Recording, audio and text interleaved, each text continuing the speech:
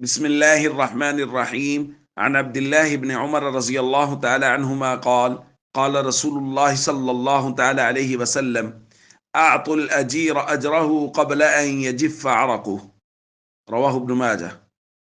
نبی کریم صلی اللہ علیہ وسلم نے ارشاد فرمایا، مزدور کو اس کا پسینہ خشک ہونے سے پہلے اس کی مزدوری دے دیا کرو۔ دوستو، شریعت مطہرہ میں کمزور لوگوں کی رعایت کا بہت زیادہ حکم دیا گیا ہے اور اس کی بہت زیادہ ترغیب آئی ہے۔ جیسا کہ کل کی روایت میں ہم نے پڑھا کہ مزدور کو اگر کوئی مزدوری نہیں دے گا تو قیامت کے دن اللہ تعالیٰ اس مزدور کی طرف سے اس کا مطالبہ کرے گا۔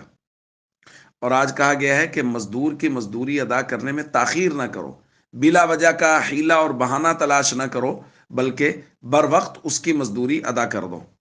اس لیے جیسا کہ کل کہا گیا تھا، فیکٹری مالکان ہو گئے، گھروں میں جو مزدور کام کرتے ہیں ان کے لیے، تو جو لوگ بھی مزدور سے کام لے رہے ہیں ان سب کو چاہیے وہ اس بات کا خاص اہتمام کریں کہ بر وقت اس کی مزدوری ادا کریں۔